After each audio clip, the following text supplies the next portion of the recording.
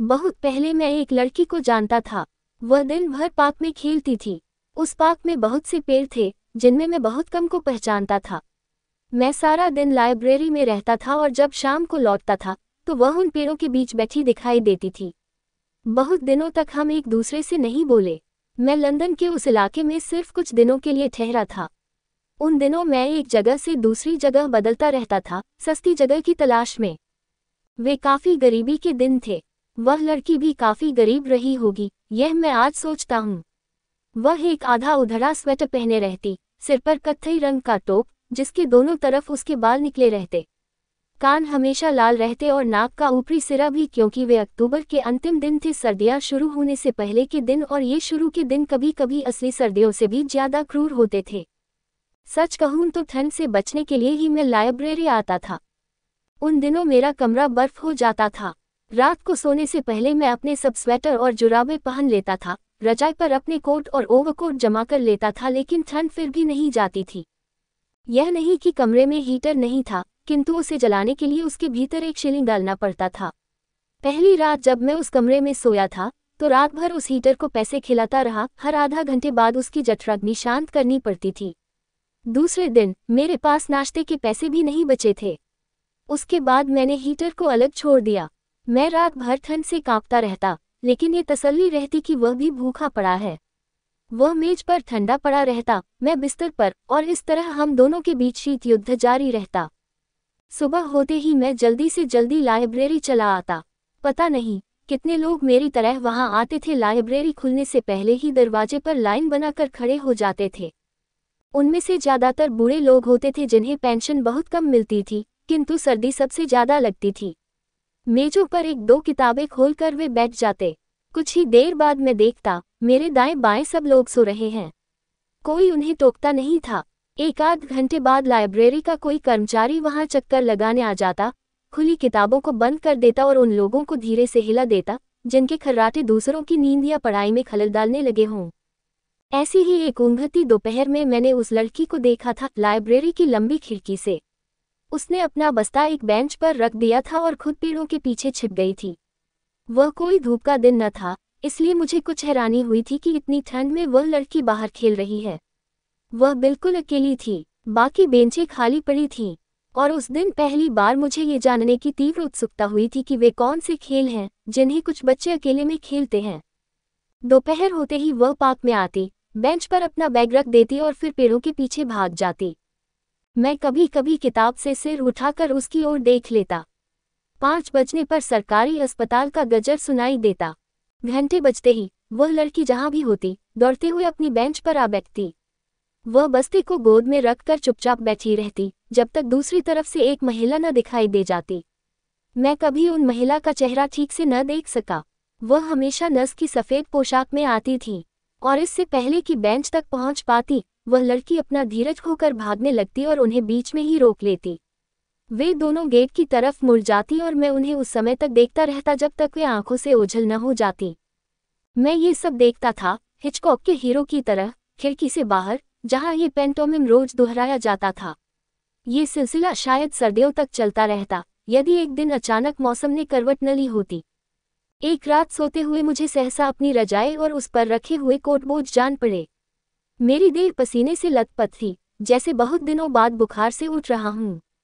खिड़की खोलकर बाहर झांका तो न धुंध न कोहरा, लंदन का आकाश नीली मखमली डिबिया सा खुला था जिसमें किसी ने ढेर से तारे भर दिए थे। मुझे लगा जैसे ये गर्मियों की रात है और मैं विदेश में न होकर अपने घर की छत पर लेटा हूँ। अगले दिन खुलकर धूप निकली थी। मैं अधिक देर तक लाइब्रेरी में नहीं बैठ सका। दोपहर होते ही मैं बाहर निकल पड़ा और घूमता हुआ उस रेस्तरां में चला आया जहां मैं रोज खाना खाने जाया करता था। वह एक सस्ता यहूदी रेस्तरां था। वहां सिर्फ 1.5 शिलिंग में कोशर गोश्त, 2 रोटियां और बियर का एक छोटा गिलास मिल जाता था। रेस्तरां की यहूदी मालकिन, जो युद्ध से पहले लिथुनिया से आई थी, एक ऊंचे स्टूल पर बैठी रहती। काउंटर पर एक कैश बॉक्स रखा रहता और उसके नीचे एक सफ़ेद सियामी बिल्ली ग्राहकों को घूरती रहती। मुझे शायद वह थोड़ा बहुत पहचानने लगी थी, क्योंकि जितनी देर मैं खाता रहता उतनी देर वह अपनी हरी आंखों से मेरी तरफ टुकुर टुकुर ताकती रहती। गरीबी और ठंड और अकेलेपन के दिनों में बिल्ली का सहारा भी बहुत होता है, यह मैं उन दिनों सोचा करता था। मैं ये भी सोचता था कि किसी दिन मैं भी ऐसा ही हिंदुस्तानी रेस्तरां खोलूंगा और एक साथ 3 बिल्लियां पालूंगा। रेस्तरां से बाहर आया तो दोबारा लाइब्रेरी जाने की इच्छा मर गई। लंबी मुद्दत बाद उस दिन घर से चिट्ठियां और अखबार आए थे। मैं उन्हें पार्क की खुली धूप में पढ़ना चाहता था। मुझे हल्का सा आश्चर्य हुआ जब मेरी नज़र पार्क के फूलों पर गई। वे बहुत छोटे फूल थे जो घास के बीच अपना सिर उठाकर खड़े थे। इन्हीं फूलों के बारे में शायद जीसस ने कहा था, लिलीज ऑफ द फील्ड, ऐसे फूल जो आने वाले दिनों के बारे में नहीं सोचते। वे गुजरी हुई गर्मियों की याद दिलाते थे। मैं घास के बीच उन फूलों पर चलने लगा। बहुत अच्छा लगा। आने वाले दिनों की दुश्चिंताएं झरने लगी। मैं हल्का सा हो गया। मैंने अपने जूते उतार दिए और घास पर नंगे पांव चलने लगा। मैं बेंच के पास पहुंचा ही था कि मुझे अपने पीछे एक चीख सुनाई दी। कोई तेजी से भागता हुआ मेरी तरफ आ रहा था। पीछे मुड़कर देखा तो वही लड़की दिखाई दी। वह पेड़ों से निकलकर बाहर आई और मेरा रास्ता रोककर खड़ी हो गई। यू आर कॉट, उसने हंसते हुए कहा, अब आप जा नहीं सकते। मैं समझा नहीं। जहां खड़ा था वही खड़ा रहा। आप पकड़े गए, उसने दोबारा कहा, आप मेरी जमीन पर खड़े हैं। मैंने चारों तरफ देखा। घास पर फूल थे, किनारे पर खाली बेंचें थीं, बीच में 3 एवरग्रीन पेड़ और एक मोटे तने वाला ओक खड़ा था। उसकी जमीन कहीं दिखाई न दी। मुझे मालूम नहीं था, मैंने कहा और मुड़कर वापस जाने लगा। नहीं, नहीं, आप जा नहीं सकते। बच्ची एकदम मेरे सामने आकर खड़ी हो गई। उसकी आंखें चमक रही थीं। वे आपको जाने नहीं देंगे। कौन नहीं जाने देगा? मैंने पूछा। उसने पेड़ों की तरफ इशारा किया जो अब सचमुच सिपाही से दिखाई दे रहे थे, लंबे हटे कट्टे पहरेदार। मैं बिना जाने उनके अदृश्य फंदे में चला आया था। कुछ देर तक हम चुपचाप आमने सामने खड़े रहे। उसकी आंखें बराबर मुझ पर टिकी थी, उत्तेजित और सतर्क। जब उसने देखा मेरा भागने का कोई इरादा नहीं है तो वह कुछ ढीली पड़ी। आप छूटना चाहते हैं? उसने कहा। कैसे? मैंने उसकी ओर देखा। आपको इन्हें खाना देना होगा। ये बहुत दिन से भूखे हैं।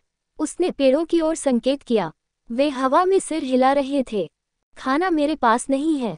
मैंने कहा, आप चाहें तो ला सकते हैं। उसने आशा बढ़ाई, ये सिर्फ फूल पत्ते खाते हैं। मेरे लिए यह मुश्किल नहीं था। वे अक्टूबर के दिन थे और पार्क में फूलों के अलावा ढेरों पत्ते बिखरे रहा करते थे। मैं नीचे झुका ही था कि उसने लपक कर मेरा हाथ रोक लिया। नहीं, नहीं, यहाँ से नहीं। यह मेरी जमीन है। आपको वहाँ जाना होगा। उसने पार्क के फेंस की ओर देखा। वहाँ मुरझाए फूलों और पत्तों का ढेर लगा था। मैं वहाँ जाने लगा कि उसकी आवाज़ सुनाई दी। ठहरिए, मैं आपके साथ आती हूँ, लेकिन अगर आप बचकर भागेंगे तो यहीं मर जाएंगे। वह रुकी, मेरी तरफ देखा। आप मरना चाहते हैं? मैंने जल्दी से सिर हिलाया। वह इतना गर्म और उजला दिन था कि मरने की मेरी कोई इच्छा नहीं थी। हम फेंस तक गए। मैंने रुमाल निकाला और फूल पत्तियों को बटोरने लगा। मुक्ति पाने के लिए आदमी क्या कुछ नहीं करता। वापस लौटते हुए वह चुप रही। मैं कनखियों से उसकी ओर देख लेता था। वह काफी बीमार सी बच्ची जान पड़ती थी, उन बच्चों की तरह गंभीर जो हमेशा अकेले में अपने साथ खेलते हैं। जब वह चुप रहती थी तो होंठ बिचक जाते थे, नीचे का होंठ थोड़ा सा बाहर निकल आता, जिसके ऊपर दबी हुई नाक बेसहारा सी दिखाई देती थी। बाल बहुत छोटे थे और बहुत काले गोल छल्लों में धुली हुई रुई की तरह बटे हुए, जिन्हें छूने को अनायास हाथ आगे बढ़ जाता था, लेकिन वह अपनी दूरी में हर तरह की छुअन से परे जान पड़ती थी। अब आप इन्हें खाना दे सकते हैं, उसने कहा। वह पेड़ों के पास आकर रुक गई थी। क्या वे मुझे छोड़ देंगे? मैं कोई गारंटी, कोई आश्वासन पाना चाहता था। इस बार वह मुस्कुराए और मैंने पहली बार उसके दांत देखे, एकदम सफ़ेद और चमकीले जैसे अक्सर नीग्रो लड़कियों के होते हैं। मैंने वे पत्तियां रुमाल से बाहर निकाली, 4 हिस्सों में बांटी और बराबर बराबर से पेड़ों के नीचे डाल दी। मैं स्वतंत्र हो गया था, कुछ खाली सा भी। मैंने जेब से चिट्ठियां और अखबार निकाले और उस बेंच पर बैठ गया जहां उसका बैग रखा था। वह काले चमड़े का बैग था, भीतर किताबें ठुसी थीं, ऊपर की जेब से आधा कुतरा हुआ सेब बाहर झांक रहा था। वह ओझल हो गई। मैंने चारों तरफ ध्यान से देखा तो उसकी फ्रॉक का एक कोना झाड़ियों से बाहर दिखाई दिया। वह एक खरगोश की तरह दुबक कर बैठी थी, मेरे ही जैसे, किसी भूले भटके यात्री पर झपटने के लिए। किंतु बहुत देर तक पार्क से कोई आदमी नहीं गुजरा। हवा चलती तो पेड़ों के नीचे जमा की हुई पत्तियां घूमने लगती, एक भंवर की तरह, और वह अपने शिकार को भूलकर उनके पीछे भागने लगती। कुछ देर बाद वह बेंच के पास आई, एक क्षण मुझे देखा, फिर बस्ते की जेब से सेब निकाला। मैं अखबार पढ़ता रहा और उसके दांतों के बीच सेब की कुतरन सुनता रहा। अचानक उसकी नज़र मेरी चिट्ठियों पर पड़ी जो बेंच पर रखी थी। उसके हिलते हुए जबड़े रुक गए। यह आपकी हैं? हाँ, मैंने उसकी ओर देखा। और ये? उसने लिफाफे पर लगे टिकट की ओर उंगली उठाए। टिकट पर हाथी की तस्वीर थी जिसकी सूंड ऊपर हवा में उठी थी। वह अपने दांतों के बीच हंसता सा दिखाई दे रहा था। तुम कभी जू गई हो? मैंने पूछा। एक बार पापा के साथ गई थी। उन्होंने मुझे एक पेनी दी थी और हाथी ने अपनी सूंड से उस पेनी को मेरे हाथ से उठाया था। तुम डरी नहीं? नहीं। क्यों? उसने सेब कुतरते हुए मेरी ओर देखा। पापा तुम्हारे साथ यहाँ नहीं आते। एक बार आए थे, 3 बार पकड़े गए। वह धीमे से हंसी जैसे मैं वहाँ न हूँ, जैसे कोई अकेले में हंसता है जहाँ एक स्मृति 50 तहें खोलती है। अस्पताल की घड़ी का गजर सुनाई दिया तो हम दोनों चौंक गए। लड़की ने बेंच से बस्ता उठाया और उन पेड़ों के पास गई जो चुप खड़े थे। बच्ची हर पेड़ के पास जाती थी, छूती थी, कुछ कहती थी जिसे सिर्फ पेड़ सुन पाते थे। आखिर में वह मेरे पास आई और मुझसे हाथ मिलाया जैसे मैं भी उन पेड़ों में से एक हूँ। उसकी निगाहें पीछे मुड़ गईं। मैंने देखा, कौन है? वह महिला दिखाई दी। वह नर्सों वाली सफ़ेद पोशाक हरी घास पर चमक रही थी। बच्ची उन्हें देखते ही भागने लगी। मैंने ध्यान से देखा, ये वही महिला थी जिन्हें मैं लाइब्रेरी की खिड़की से देखता था। छोटा कद, कंधे पर थैला और बच्ची जैसे ही काले घुंघराले बाल। वे मुझसे काफी दूर थी लेकिन उनकी आवाज़ सुनाई दे जाती थी, अलग अलग शब्द नहीं, सिर्फ 2 स्वरों की एक आहट। वे घास पर बैठ गई थी। बच्ची मुझे भूल गई थी। मैंने जूते पहने, अखबार और चिट्ठियां जेब में रख दी। अभी समय काफ़ी है, मैंने सोचा। 1-2 घंटे लाइब्रेरी में बिता सकता हूँ, पार्क के जादू से अलग, अपने अकेले कोने में। मैं बीच पार्क में चला आया। पेड़ों की फुंदियों पर आग सुलगने लगी थी। समूचा पार्क सोने में गल रहा था। बीच में पत्तों का दरिया था, हवा में हिलता हुआ। कौन है? कोई मुझे बुला रहा था और मैं चलता गया, रुका नहीं। कभी कभी आदमी खुद अपने को बुलाने लगता है, बाहर से भीतर और भीतर से कुछ भी नहीं होता। लेकिन ये बुलावा और दिनों की तरह नहीं था। ये रुका नहीं, इसलिए अंत में मुझे ही रुकना पड़ा। इस बार कोई शक नहीं हुआ। सचमुच कोई चीख रहा था, स्टॉप स्टॉप। मैंने पीछे मुड़कर देखा। लड़की खड़ी होकर दोनों हाथ हवा में हिला रही थी। सच, मैं फिर पकड़ा गया था दोबारा से। बेवकूफ़ों की तरह मैं उसकी जमीन पर चला आया था, 4 पेड़ों से घिरा हुआ। इस बार माँ और बेटी दोनों हंस रही थीं। वे झूठी गर्मियों के दिन थे। ये दिन ज्यादा देर नहीं टिकेंगे, इसे सब जानते थे। लाइब्रेरी उजाड़ रहने लगी। मेरे पड़ोसी, बूढ़े पेंशन याफ्ता लोग अब बाहर धूप में बैठने लगे। आकाश इतना नीला दिखाई देता कि लंदन की धुंध भी उसे मैला न कर पाती। उसके नीचे पार्क एक हरे टापू सा लेटा रहता। ग्रेटा, यह उसका नाम था, हमेशा वहां दिखाई देती थी। कभी दिखाई न देती तो भी बेंच पर उसका बस्ता देखकर पता चल जाता कि वह यहीं कहीं है, किसी कोने में दुबकी है। मैं बचता हुआ आता, पेड़ों से, झाड़ियों से, घास के फूलों से। हर रोज वह कहीं न कहीं एक अदृश्य भयानक फंदा छोड़ जाती और जब पूरी सतर्कता के बावजूद मेरा पांव उसमें फंस जाता तो वह बदहवास चीखती हुई मेरे सामने आ खड़ी होती। मैं पकड़ लिया जाता, छोड़ दिया जाता, फिर पकड़ लिया जाता। ये खेल नहीं था, वह एक पूरी दुनिया थी। उस दुनिया से मेरा कोई वास्ता नहीं था, हालांकि मैं कभी कभी उसमें बुला लिया जाता था। ड्रामे में एक एक्स्ट्रा की तरह मुझे हमेशा तैयार रहना पड़ता था क्योंकि वह मुझे किसी भी समय बुला सकती थी। एक दोपहर हम दोनों बेंच पर बैठे थे, अचानक वह उठ खड़ी हुई। हेलो मिसेज टॉमस, उसने मुस्कराते हुए कहा, आज आप बहुत दिन बाद दिखाई दी। यह मेरे इंडियन दोस्त है, इनसे मिलिए। मैं अवाक उसे देखता रहा। वहां कोई न था। आप बैठे हैं, इनसे हाथ मिलाइए, उसने मुझे कुछ झिड़कते हुए कहा। मैं खड़ा हो गया, खाली हवा से हाथ मिलाया। ग्रेटा खिसककर मेरे पास बैठ गई ताकि कोने में मिसेज टॉमस बैठ सके। आप बाजार जा रही थीं, उसने खाली जगह को देखते हुए कहा। मैं आपका थैला देखकर समझ गई। नहीं, माफ कीजिए, मैं आपके साथ नहीं आ सकती। मुझे बहुत काम करना है। इन्हें देखिए, उसने पेड़ों की तरफ इशारा किया। ये सुबह से भूखे हैं, मैंने अभी तक इनके लिए खाना भी नहीं बनाया। आप चाय पेंगी या कॉफ़ी? ओह, आप घर से पी कर आई हैं। क्या कहा? मैं आपके घर क्यों नहीं आती? आजकल वक्त कहाँ मिलता है। सुबह अस्पताल जाना पड़ता है, दोपहर को बच्चों के साथ, आप तो जानती हैं। मैं इतवार को आऊंगी। आप जा रही हैं? उसने खड़े होकर दोबारा हाथ मिलाया। मिसेज टॉमस शायद जल्दी में थी। विदा लेते समय उन्होंने मुझे देखा नहीं। बदले में मैं बेंच पर ही बैठा रहा। कुछ देर तक हम चुपचाप बैठे रहे। फिर सहसा वह चौंक पड़ी। आप कुछ सुन रहे हैं? उसने मेरी कुहनी को झिंझुड़ा। कुछ भी नहीं, मैंने कहा। फोन की घंटी कितनी देर से बज रही है? जरा देखिए, कौन है? मैं उठकर बेंच के पीछे गया, नीचे घास से एक टूटी टहनी उठाए और जोर से कहा, हेलो। कौन है? उसने कुछ अधीरता से पूछा। मिसेज टॉमस, मैंने कहा। ओह, फिर मिसेज टॉमस। उसने एक थकी सी जम्हाई ली, धीमे कदमों से पास आई, मेरे हाथ से टहनी खींचकर कहा, हेलो मिसेज टॉमस, आप बाजार से लौट आईं? क्या क्या लाईं? मीट बॉलर्स, फिश फिंगर्स, आलू के चिप्स। उसकी आंखें आश्चर्य से फैलती जा रही थीं। वह शायद चुन चुनकर उन सब चीजों का नाम ले रही थी जो उसे सबसे अधिक अच्छी लगती थी। फिर वह चुप हो गई, जैसे मिसेज टॉमस ने कोई अप्रत्याशित प्रस्ताव उसके सामने रखा हो। ठीक है मिसेज टॉमस, मैं अभी आती हूँ। नहीं, मुझे देर नहीं लगेगी। मैं अभी बस स्टेशन की तरफ जा रही हूँ। Good bye Mrs Thomas.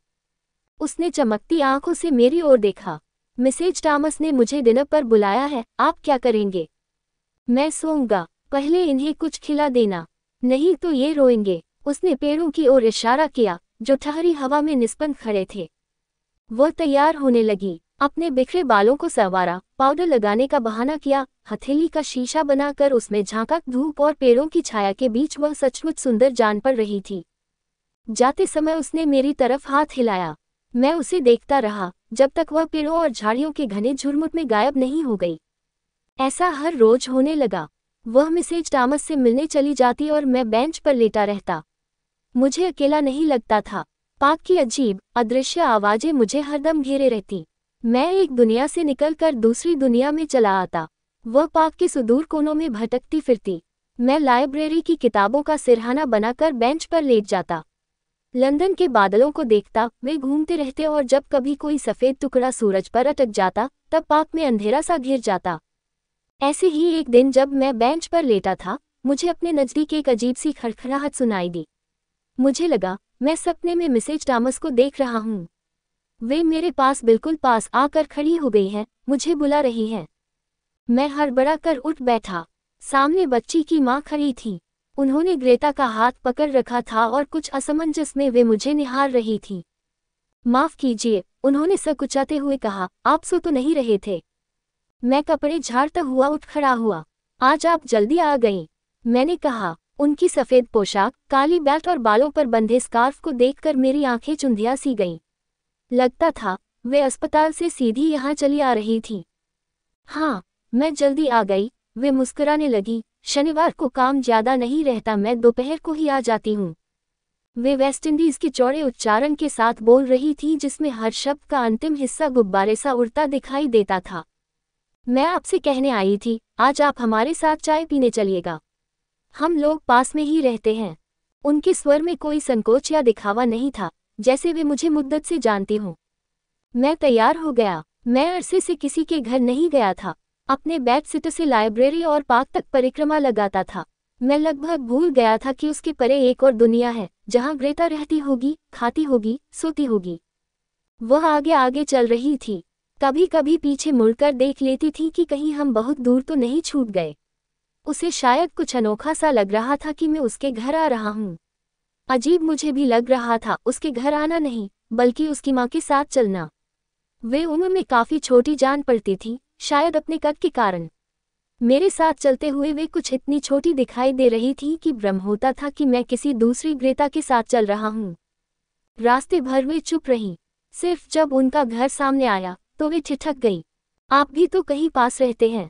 उन्होंने पूछा। ब्राइट स्ट्रीट में, मैंने कहा, ट्यूब स्टेशन के बिल्कुल सामने। आप शायद हाल में ही आए हैं, उन्होंने मुस्कुराते हुए कहा। इस इलाके में बहुत कम इंडियन रहते हैं। वे नीचे उतरने लगी। उनका घर बेसमेंट में था और हमें सीढ़ियां उतरकर नीचे जाना पड़ा था। बच्ची दरवाजा खोलकर खड़ी थी। कमरे में दिन के समय भी अंधेरा था। बत्ती जलाई तो 3-4 कुर्सियां दिखाई दी। बीच में एक मेज थी, जरूरत से ज्यादा लंबी और नंगी, जैसे उस पर पिंग पांग खेली जाती है। दीवार से सटा सोफा था जिसके सिरहाने एक रजाई लिपटी रखी थी। लगता था वह कमरा बहुत से कामों के काम आता था, जिसमें खाना, सोना और मौका पड़ने पर अतिथि सत्कार भी शामिल था। आप बैठिए, मैं अभी चाय बनाकर लाती हूँ। वे पर्दा उठाकर भीतर चली गईं। मैं और ग्रेता कमरे में अकेले बैठे रहे। हम दोनों पार्क के पतझड़ी उजाले में एक दूसरे को पहचानने लगे थे, पर कमरे के भीतर न कोई मौसम था, न कोई माया। वह अचानक एक बहुत कम उम्र वाली बच्ची बन गई थी, जिसका जादू और आतंक दोनों झर गए थे। तुम यहाँ सोती हो? मैंने सोफे की ओर देखा। नहीं, यहाँ नहीं, उसने सिर हिलाया। मेरा कमरा भीतर है, आप देखेंगे। किचन से आगे एक कोठरी थी, जो शायद बहुत पहले गोदाम रहा होगा। वहाँ एक नीली चिक लटक रही थी। उसने चिक उठाए और दबे कदमों से भीतर चली आई। धीरे से आइए, वह सो रहा है। कौन? हिश। उसने अपना हाथ मुंह पर रख दिया। मैंने सोचा कोई भीतर है, पर भीतर बिल्कुल सूना था। कमरे की हरी दीवारें थीं, जिन पर जानवरों की तस्वीरें चिपकी थीं। कोने में उसकी खाट थी, जो खटोला सी दिखाई देती थी। तकिए पर थिगलियों में लिपटा एक भालू लेटा था, गुदड़ी के लाल जैसा। वह सो रहा है, उसने फुसफुसाते हुए कहा। और तुम? मैंने कहा, तुम यहाँ नहीं सोती। यहाँ सोती हूँ। जब पापा यहाँ थे, तो वे दूसरे पलंग पर सोते थे। माँ ने अब उस पलंग को बाहर रखवा दिया है। कहाँ रहते हैं वे? इस बार मेरा स्वर भी धीमा हो गया। भालू के डर से नहीं, अपने उस डर से जो कई दिनों से मेरे भीतर पल रहा था। अपने घर रहते हैं, और कहाँ? उसने तनिक विस्मय से मुझे देखा। उसे लगा मैं पूरी तरह आश्वस्त नहीं हुआ हूँ। वह अपनी मेज के पास गई, जहाँ उसकी स्कूल की किताबें रखी थीं। दराज खोला और उसके भीतर से चिट्ठियों का पुलिंदा बाहर निकाला। पुलिंदे पर रेशम का लाल फीता बंधा था, मानो वह क्रिसमस का कोई उपहार हो। वह उन्हें उठाकर मेरे पास ले आई, सबसे ऊपर वाले लिफाफे पर लगा टिकट दिखाया। वे यहाँ रहते हैं, उसने कहा। मुझे याद आया, वह मेरी नकल कर रही है। बहुत पहले पार्क में मैंने उसे अपने देश की चिट्ठी दिखाई थी। बैठक से उसकी माँ हमें बुला रही थी। आवाज़ सुनते ही वह कमरे से बाहर चली गई। मैं एक क्षण वहीं ठिठका रहा। खटोले पर भालू सो रहा था। दीवारों पर जानवरों की आंखें मुझे घूर रही थीं। बिस्तर के पास ही एक छोटी सी बेसिनी थी, जिस पर उसका टूथब्रश, साबुन और कंघा रखे थे। बिल्कुल मेरे बेडशीट की तरह, मैंने सोचा, किंतु मुझसे बहुत अलग। मैं अपना कमरा छोड़कर कहीं भी जा सकता था, उसका कमरा अपनी चीजों में शाश्वत सा जान पड़ता था। मेज पर चिट्ठियों का पुलिंदा पड़ा था, रेशमी डोर में बंधा हुआ, जिसे जल्दी में वह अकेला छोड़ गई थी। कमरा देख लिया आपने? उन्होंने मुस्कुराते हुए कहा। यहाँ जो भी आता है, सबसे पहले उसे अपना कमरा दिखाती है। वे कपड़े बदल कर आई थी। लाल छींट की स्कर्ट और खुला खुला भूरे रंग का कार्डिगन। कमरे में सस्ती सेंट की गंधें फैली थी। आप चाय नहीं, दावत दे रही हैं? मैंने मेज पर रखे सामान को देखकर कहा। टोस्ट, जैम, मक्खन, चीज, पता नहीं, इतनी सारी चीजें मैंने पहले कब देखी थी। अस्पताल की कैंटीन से ले आती हूँ, वहाँ सस्ते में मिल जाता है। वे परेशान लगती थी, हंसती थी, लेकिन परेशानी अपनी जगह कायम रहती थी। पता नहीं बच्ची कहाँ थी। वे उसे चीखते हुए बुला रही थी और चाय ठंडी हो रही थी। वे सिर पकड़कर बैठी रहीं। फिर याद आया, मैं भी हूँ। आप शुरू कीजिए, वह बाग में बैठी होगी। आपका अपना बाग है? मैंने पूछा। बहुत छोटा सा, किचन के पीछे। जब हम यहाँ आए थे, उजाड़ पड़ा था। मेरे पति ने उसे साफ किया। अब तो थोड़ी बहुत सब्जी भी निकल आती है। आपके पति यहाँ नहीं रहते? उन्हें यहाँ काम नहीं मिला, दिन भर पार्क में घूमते रहते थे। वही आदत ग्रेता को पड़ी है। उनके स्वर में हल्की सी थकान थी, खींच से खाली, लेकिन ऐसी थकान जो पोली धूल सी हर चीज पर बैठ जाती है। पार्क में तो मैं भी घूमता हूँ। मैंने उन्हें हल्का करना चाहा। वे हो भी गई, हंसने लगी। आपकी बात अलग है, उन्होंने डूबे स्वर में कहा। आप अकेले हैं, लेकिन लंदन में अगर परिवार साथ हो, तो बिना नौकरी के नहीं रहा जा सकता। वे मेज की चीजें साफ करने लगी। बर्तनों को जमा करके मैं किचन में ले गया। सिंक के आगे खिड़की थी, जहां से उनका बाग दिखाई देता था। बीच में एक वीपिंग विलो खड़ा था, जिसकी शाखाएं एक उल्टी छतरी की सलाखों की तरह झूल रही थी। पीछे मुड़ा तो वे दिखाई दी। दरवाजे पर तौलिया लेकर खड़ी थी। क्या देख रहे हैं? आपके बाग को। ये तो कोई बहुत छोटा नहीं है। है नहीं, पर इस पेड़ ने सारी जगह घेर रखी है। मैं इसे कटवाना चाहती थी, लेकिन वह अपनी जिद पर अड़ गई। जिस दिन पेड़ कटना था, वह रात भर रोती रही। वे चुप हो गई, जैसे उस रात को याद करना अपने में एक रोना हो। क्या कहती थी? कहती क्या थी, अपनी जिद पर अड़ी थी। बहुत पहले कभी इसके पापा ने कहा होगा कि पेड़ के नीचे समर हाउस बनाएंगे। अब आप बताइए, यहाँ खुद रहने को जगह है नहीं, बाग में गुड़ियों का समर हाउस बनेगा। Summer house? हाँ, समर हाउस जहाँ ग्रेटा अपने भालू के साथ रहेगी। वे हंसने लगी, एक उदासी हंसी जो एक खाली जगह से उठकर दूसरी खाली जगह पर खत्म हो जाती है और बीच की जगह को भी खाली छोड़ जाती है। मेरे जाने का समय हो गया था, लेकिन ग्रेटा कहीं दिखाई नहीं दी। हम सीढ़ियां चढ़कर ऊपर चले आए। लंदन की मैली धूप पड़ोस की चिमनियों पर रेंग रही थी। जब विदा लेने के लिए मैंने हाथ आगे बढ़ाया तो उन्होंने कुछ सकुचाते हुए कहा, आप कल खाली हैं? कहिए, मैं तकरीबन हर रोज खाली रहता हूँ। कल इतवार है, उन्होंने कहा। ग्रेटा की छुट्टी है, पर मेरी अस्पताल में ड्यूटी है। क्या मैं उसे आपके पास छोड़ सकती हूँ? कितने बजे आना होगा? नहीं, आप आने की तकलीफ न करें। अस्पताल जाते हुए मैं इसे लाइब्रेरी के सामने छोड़ दूंगी। शाम को लौटते हुए ले लूंगी। मैंने हामी भरी और सड़क पर चला आया। कुछ दूर चलकर जेब से पैसे निकाले और उन्हें गिनने लगा। आज खाने के पैसे बच जाएंगे, ये सोचकर खुशी हुई। मैंने बची हुई रेजगारी को मुट्ठी में दबाया और घर की तरफ चलने लगा।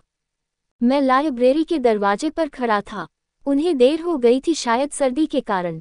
धूप कहीं न थी। लंदन की इमारतों पर अवसन सा आलोक फैला था, पीली और जर्द, जिसमें वे और भी दरिद्र और दुखी दिखाई देती थी। मुझे उनकी सफ़ेद पोशाक दिखाई दी। दोनों पार्क से गुजरते हुए आ रही थी। आगे आगे वे और पीछे भागती हुई ग्रेटा। जब उन्होंने मुझे देख लिया तो हवा में हाथ हिलाया, बच्ची को जल्दी से चूमा और तेज कदमों से अस्पताल की तरफ मुड़ गई। किंतु बच्ची में कोई जल्दी न थी। वह धीमे कदमों से मेरे पास आई। सर्दी में नाक लाल सुर्ख हो गई थी। उसने पूरी बाहों वाला ब्राउन स्वेटर पहन रखा था। सिर पर वही पुरानी कैप थी जिसे मैं पार्क में देखा करता था। वह निधार सी खड़ी थी। चलोगी? मैंने उसका हाथ पकड़ा। उसने चुपचाप सिर हिला दिया। मुझे हल्की सी निराशा हुई। मैंने सोचा था वह पूछेगी कहाँ, और तब मैं उसे आश्चर्य में डाल दूंगा। पर उसने पूछा कुछ भी नहीं और हम सड़क पार करने लगे। जब हम पार्क को छोड़कर आगे बढ़े तो एक बार उसने प्रश्न भरी निगाहों से मेरी ओर देखा, जैसे वह अपने किसी सुरक्षित घेरे से बाहर जा रही हो। पर मैं चुप रहा और उसने कुछ पूछा नहीं। तब मुझे पहली बार लगा कि जब बच्चे माँ बाप के साथ नहीं होते तो सब प्रश्नों को पुलिया बनाकर किसी अंधेरे गड्ढे में फेंक देते हैं। ट्यूब में बैठकर वह कुछ निश्चिंत नजर आई। उसने मेरा हाथ छोड़ दिया और खिड़की के बाहर देखने लगी। क्या अभी से रात हो गई? उसने पूछा। रात कैसी? देखो बाहर कितना अंधेरा है। हम जमीन के नीचे हैं। मैंने कहा। वह कुछ सोचने लगी, फिर धीरे से कहा, नीचे रात है, ऊपर दिन। हम दोनों हंसने लगे। मैंने पहले कभी ऐसा नहीं सोचा था। धीरे धीरे रोशनी नजर आने लगी। ऊपर आकाश का एक टुकड़ा दिखाई दिया और फिर अथाह सफेदी में डूबा दिन सुरंग के बाहर निकल आया। ट्यूब स्टेशन की सीढ़ियां चढ़ते हुए वह रुक गई। मैंने आश्चर्य से उसकी ओर देखा। रुक क्यों गई? मुझे बाथरूम जाना है। मुझे दहशत हुई। टॉयलेट नीचे था और वह इस तरह अपने को रोके बहुत दूर तक नहीं जा सकती थी।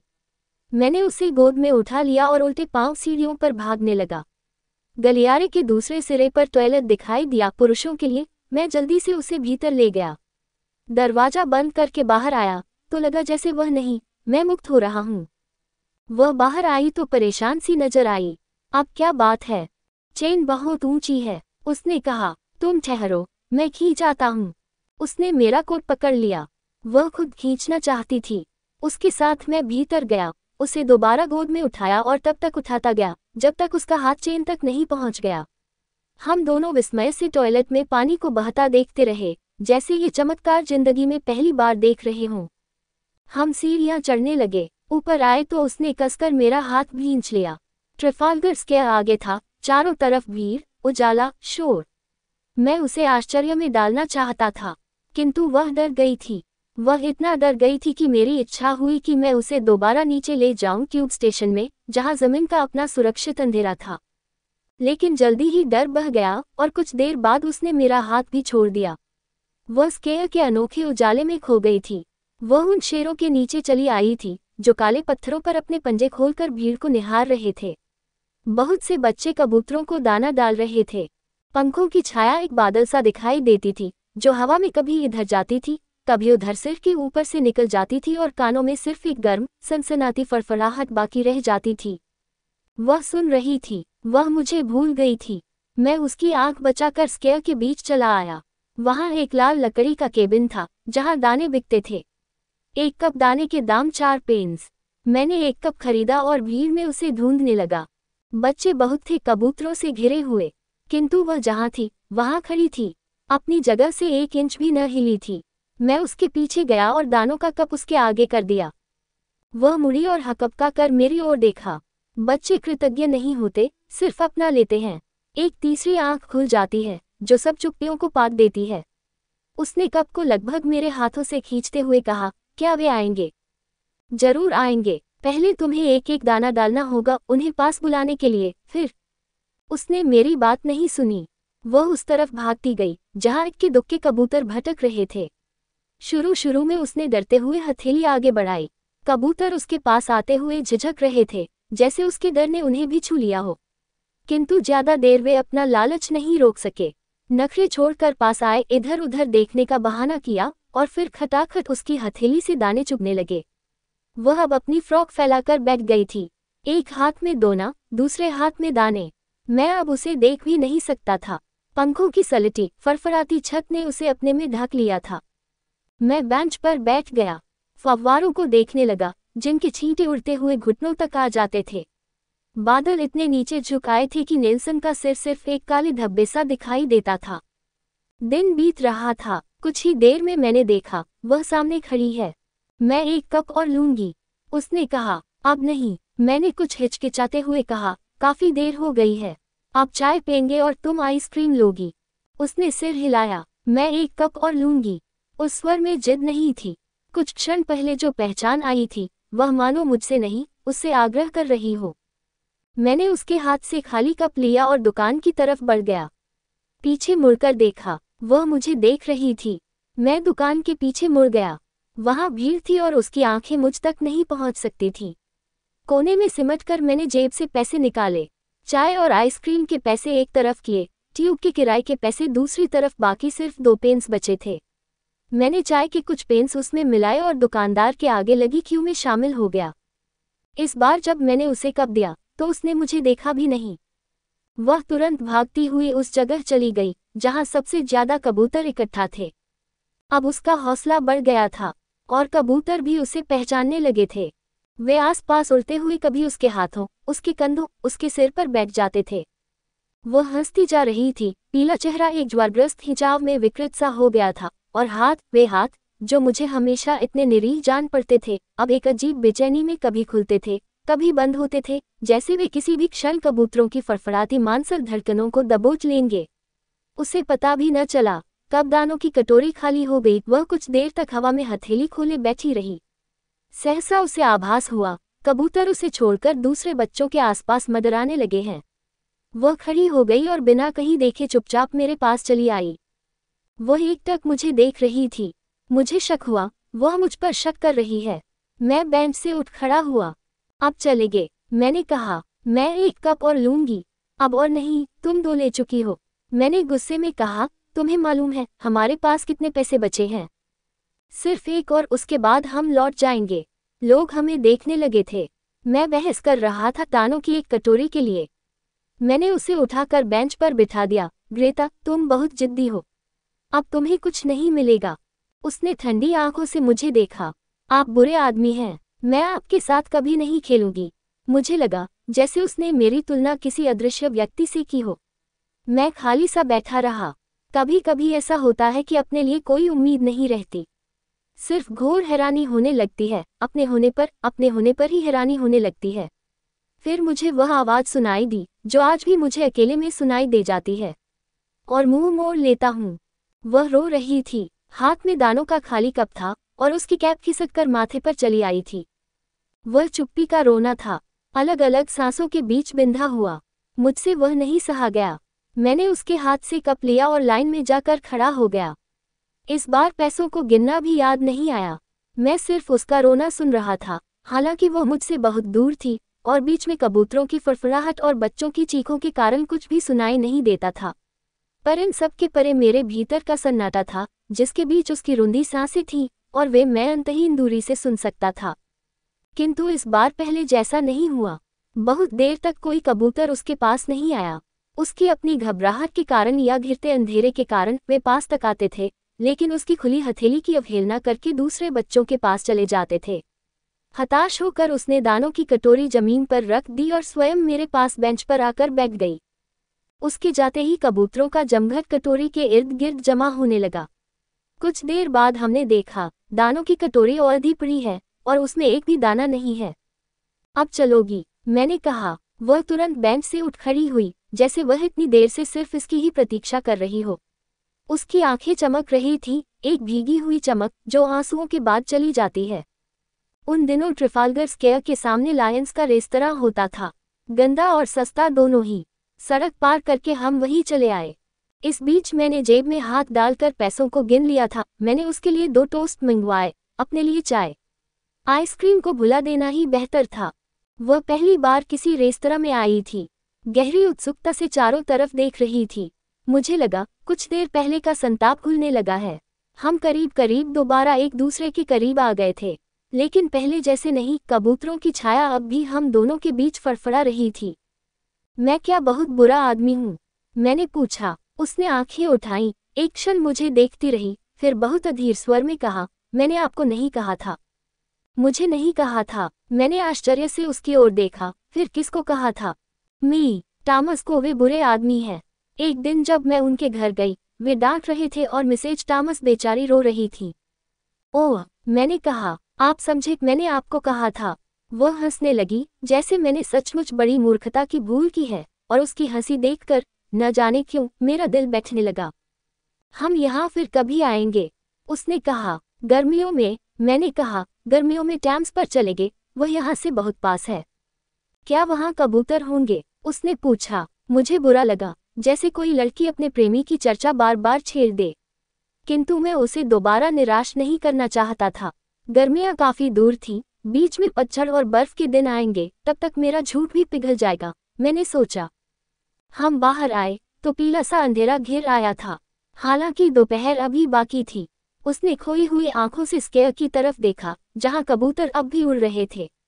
मेरी जेब में अब उतने ही पैसे थे जिनसे ट्यूब का किराया दिया जा सके। इस बार उसने कोई आग्रह नहीं किया।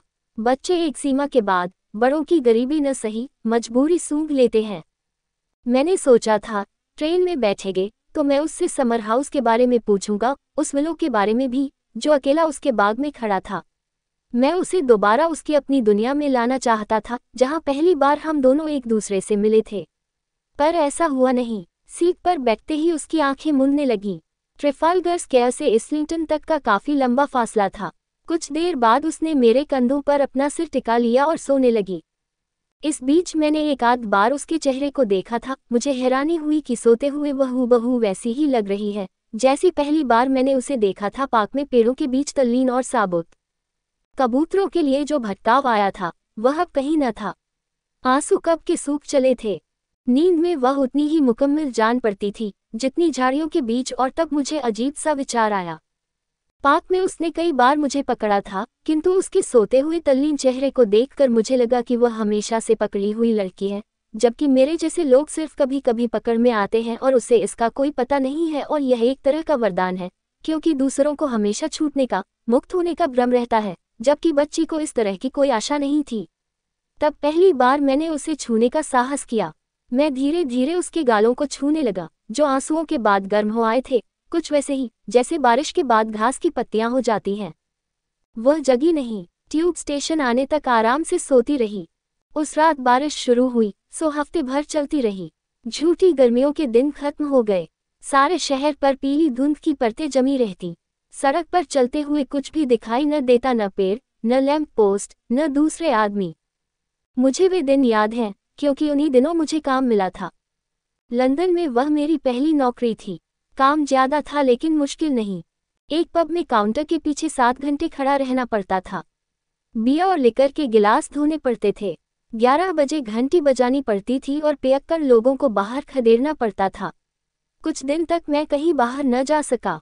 घर लौटता और बिस्तर पकड़ लेता, मानो पिछले महीनों की नींद कोई पुराना बदला निकाल रही हो। नींद खुलती तो बारिश दिखाई देती, जो घड़ी की टिक टिक की तरह बराबर चलती रहती। कभी कभी भ्रम होता कि मैं मर गया हूँ और अपनी कब्र की दूसरी तरफ से बारिश की टप टप सुन रहा हूँ। लेकिन एक दिन आकाश दिखाई दिया, पूरा नहीं, सिर्फ एक नीली डूबी सी फांक, और उसे देखकर मुझे अकस्मात पाक के दिन याद हो आए, यहूदी रेस्तरां की बिल्ली और बाजार जाती हुई मिसेज टॉमस। वह मेरी छुट्टी का दिन था। उस दिन मैंने अपने सबसे बढ़िया कपड़े पहने और कमरे से बाहर निकल आया। लाइब्रेरी खुली थी, सब पुराने चेहरे वहां दिखाई दिए। पार्क खाली पड़ा था, पेड़ों पर पिछले दिनों की बारिश चमक रही थी। वे सिकुड़े से दिखाई देते थे, जैसे आने वाली सर्दियों की अफवाह उन्हें छू गई हो। मैं दोपहर तक प्रतीक्षा करता रहा। ग्रेटा कहीं दिखाई न दी, न बेंच पर, न पेड़ों के पीछे। धीरे धीरे पार्क का पीला पतझड़ी आलोक मंद पड़ने लगा। 5 बजे अस्पताल का गजर सुनाई दिया और मेरी आंखें अनायास फाटक की ओर उठ गईं। कुछ देर तक कोई दिखाई नहीं दिया। फाटक के ऊपर लोहे का हैंडल शाम की आखिरी धूप में चमक रहा था। उसके पीछे अस्पताल की लाल ईंटों वाली इमारत दिखाई दे रही थी। मुझे मालूम था उन्हें घर जाने के लिए पार्क के बीच से निकलना होगा, किंतु फिर भी मैं अनिश्चित निगाहों से कभी फाटक को देखता था, कभी सड़क को। ये ख्याल भी आता था कि शायद आज उनकी ड्यूटी अस्पताल में न हो और वे दोनों घर में ही बैठी हों। सड़क की बत्तियां जलने लगी। मुझे अजीब सी घबराहट हुई, जैसे प्रतीक्षा का अंत आ पहुंचा है और मैं उसे टालता जा रहा हूं। मैं बेंच से उठ खड़ा हुआ। खड़े होकर प्रतीक्षा करना ज्यादा आसान जान पड़ा, किंतु तभी मुझे फाटक के निकट सरसराहट सुनाई दी। उनके चेहरे को बाद में देखा, उनकी सफेद पोशाक पहले दिखाई दी। वे तेज कदमों से पार्क के बीच पगडंडी पर चल रही थीं। उन्होंने मुझे नहीं देखा था। यदि वे मेरी दिशा में आ रही होती तो भी शायद धुंधलके में मुझे नहीं पहचान पाती। मैं भागता हुआ उनके पीछे चला आया। मिसेज पार्कर, पहली बार मैंने उन्हें उनके नाम से बुलाया था। वे ठहर गईं और भौचक सी मेरी ओर देखने लगीं। आप यहाँ कैसे? अब भी वे अपने को नहीं संभाल पाई थीं। मैं यहाँ दोपहर से बैठा हूँ, मैंने मुस्कराते हुए कहा। वे हकबकाई सी मुझे देख रही थीं। उन्होंने मुझे पहचान लिया था, लेकिन जैसे उस पहचान का मतलब नहीं टोह पा रही थी। मैं कुछ असमंजस में पड़ गया और सहज स्वर में पूछा, आज आप इतनी देर से लौट रही हैं? 5 का गजर तो कब का बज चुका है। 5 का गजर? उन्होंने विस्मय से पूछा। आप हमेशा 5 बजे लौटती थी, मैंने कहा। ओह, उन्हें याद आया, जैसे मैं किसी प्रागैतिहासिक घटना का उल्लेख कर रहा हूँ। आप लंदन में ही थे? उन्होंने पूछा। मुझे काम मिल गया, इतने दिनों से इसलिए नहीं आ सका। ग्रेटा कैसी है? वे हिचकिचाई, एक छोटे क्षण की हिचकिचाहट जो कुछ भी मानी नहीं रखती, लेकिन शाम के धुंधलके में मुझे वह अपशकुन सा जान पड़ी। मैं आपको बताना चाहती थी, लेकिन मुझे आपका घर नहीं मालूम था। वह ठीक है। हाँ ठीक है, उन्होंने जल्दी में कहा, लेकिन वह अब यहाँ नहीं है। कुछ दिन पहले उसके पिता आए थे, वे उसे अपने साथ ले गए। मैं उन्हें देखता रहा। मेरे भीतर जो कुछ था वह ठहर गया। मैं उसके भीतर था, ठहराव के, और वहां से दुनिया बिल्कुल बाहर दिखाई देती थी। मैंने कभी इतनी सफाई से बाहर को नहीं देखा था। कब की बात है? जिस दिन आप उसके साथ ट्रिफाल्गर स्क्वायर गए थे, उसके दूसरे दिन ही वे आए थे। आप जानते हैं, उन्हें वहां काम मिल गया है। और आप? मैंने कहा, आप यहाँ अकेली रहेंगी? मैंने अभी कुछ सोचा नहीं है। उन्होंने धीरे से सिर उठाया, आवाज हल्के से कांपती थी, और एक क्षण के लिए मुझे उनके चेहरे पर बच्ची दिखाई दी, ऊपर उठा हुआ होंठ और भीगी आंखें, हवा में उड़ते हुए कबूतरों को निहारती हुई। आप कभी घर जरूर आइएगा। उन्होंने विदा मांगी और मैंने हाथ आगे बढ़ा दिया। मैं बहुत दूर तक उन्हें देखता रहा, फिर काफी देर तक बेंच पर बैठा रहा। मुझे कहीं नहीं जाना था, न ही प्रतीक्षा करनी थी। धीरे धीरे पेड़ों के ऊपर तारे निकलने लगे। मैंने पहली बार लंदन के आकाश में इतने तारे देखे थे, साफ और चमकीले, जैसे बारिश ने उन्हें भी धो डाला हो। It is time dear, park के चौकीदार ने दूर से ही आवाज लगाई। वह गेट की चाबियां खनखनाता हुआ पार्क का चक्कर लगा रहा था। टॉर्च की रोशनी में वह हर बेंच, झाड़ी और पेड़ के नीचे देख लेता था कि कहीं कोई छूट तो नहीं गया, कोई खोया हुआ बच्चा, कोई शराबी, कोई घरेलू बिल्ली। वहां कोई नहीं था, कोई भी चीज नहीं छूटी थी। मैं उठ खड़ा हुआ और गेट की तरफ चलने लगा। सहसा हवा उठी थी, हल्का सा झोंका अंधेरे में चला आया और पेड़ सरसराने लगे।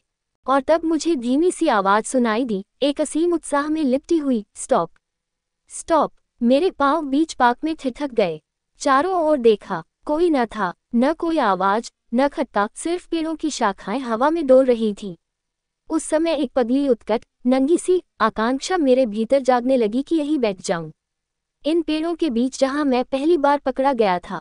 मेरी अब और आगे जाने की इच्छा नहीं थी। मैं इस बार अंतिम और अनिवार्य रूप में पकड़ लिया जाना चाहता था। इट इज क्लोजिंग टाइम, चौकीदार ने इस बार बहुत पासा कर कहा। मेरी तरफ जिज्ञासा से देखा कि क्या मैं वही आदमी हूँ जो अभी कुछ देर पहले बेंच पर बैठा था। इस बार मैं नहीं मुड़ा। पार्क से बाहर आकर ही सांस ली। मेरा गला सूख गया था और देह खोखली सी जान पड़ती थी। पार्क में सामने पब की लालटेन झूलती दिखाई दी। मैंने जेब से पर्स निकाला, पैसे गिनने के लिए। पुरानी गरीबी की यह आदत अब भी बची थी। मैंने हैरानी से देखा कि मेरे पास पूरे 2 पाउंड हैं और तब मुझे याद आया कि मैं उन्हें कबूतरों के दानों के लिए लाया था।